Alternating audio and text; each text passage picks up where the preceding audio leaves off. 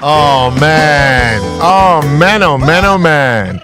Now here's something to get your soul clapping, your feet tapping. The legendary Selaelo Selota is hitting the road. That's right, one of Mzansi's finest musical sons celebrates 25 years in the industry with a concert tour that promises to be nothing short of magical. From the dusty streets of Polokwane to some of the biggest stages in the country and I dare say the world, Selota's sound has always been deep, I think spiritual, unapologetically African. And it brings together different generations. It's just one of those styles of music that just brings everyone together. No doubt there are many milestones many of us listening will remember and will mark them with these songs.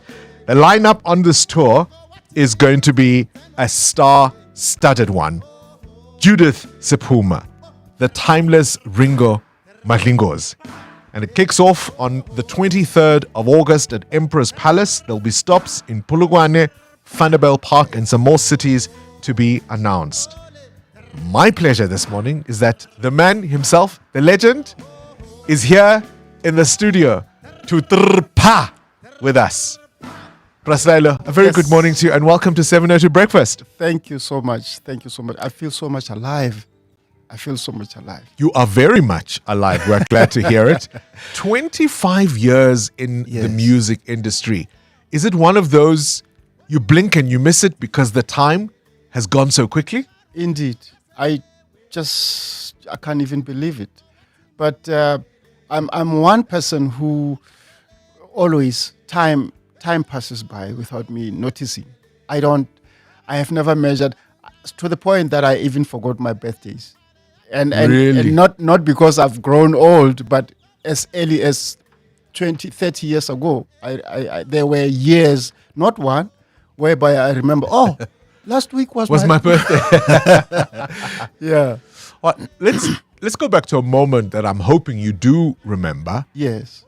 When did you first realize this music was in you?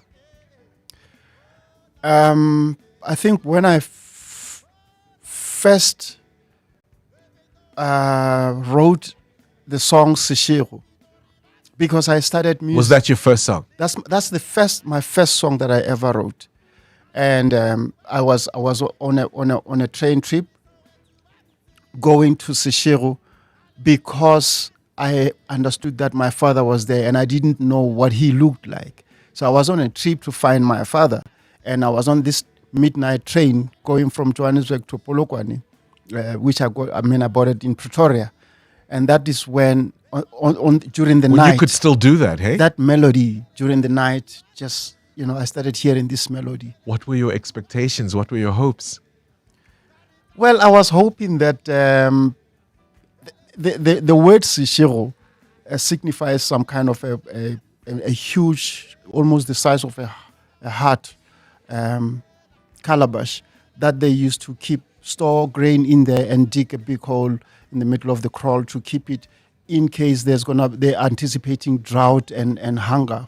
So I was believing that Seshego as a township, as a place, has stored something. I was hoping to find wisdom. I was hoping to find guidance because I grew up without that guidance of a father. I was hoping to find peace because I was very much restless and unpeaceful in terms of, not being troublesome, but just not having peace. Not being settled, not being grounded, not being rooted. Yes. What did you find? Well, I found a very grounded man who I got to know his history more than knowing him. As an educator, as an academic who studied a lot of schools, and including Seshego High School itself, is the one who founded it. And then from there, I took that as something that I would learn, that something that would inspire me. And hence, afterwards, I'm that guy who went to university to start again and do my first year at the age of 29. Is there a mirroring of this, if I may use that word in that way? Because so much of your audience finds its roots, finds its connection to its own history through your music. Was there a way that you consciously mirrored your own experience through your music? Because as you say, yes, there was this man that you'd sought your entire Yes. life, but the heritage that he came with, the legacy that he came with, that you could connect to immediately was also something that you experienced. Yes, yes. But also where I came from, the way I grew up when he was not there. I grew up in a village called Sikurue. And through the lessons, the learnings that I went through from being as a shepherd, taking care of the livestock and farming with my grandfather, as in plowing, holding the oxen in front, while my grandfather is holding the plow at the back, were great lessons. Those lessons still matter today.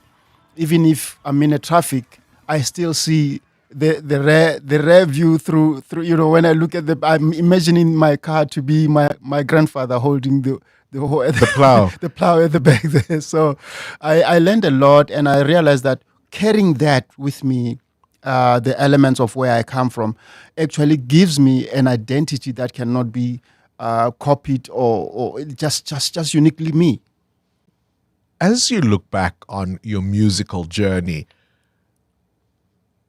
give me 3 words that best describe what you've been through these last 25 years. And even longer, I would imagine. Identity, celebration, and learning more. Learning in all extremes, from academic to I've never stopped learning. I've never stopped reading. And identity is that the culture, the music itself that I'm performing is one other biggest aspect that gave me the identity. As somebody who struggled with identity crisis in my early years, I needed to establish an identity, and that music became the one that actually gives me that. And learning is an ongoing journey, right? It's a journey for life. Because, in fact, you said when you wrote Seshego, you didn't know how to play the guitar. Yes, I didn't know. It started as a melody that I'm hearing in my head. And only when I reached home and I grabbed my acoustic guitar, I started and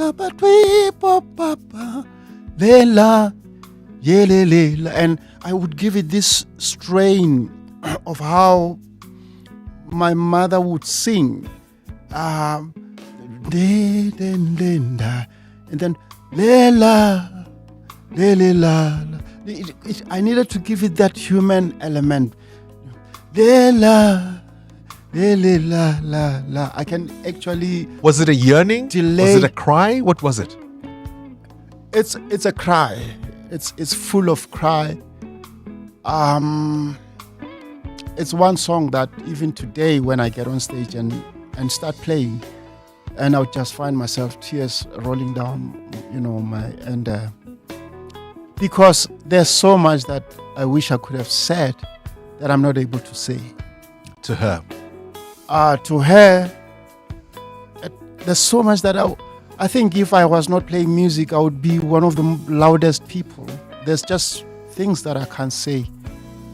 But if there are those that I can hear what I'm saying through the music, even if it's a guitar instrumentally, like we are listening to Seshego now, I still hear things that I want to say. I can't interpret them, but the melody can, because it can touch the soul and satisfy the soul.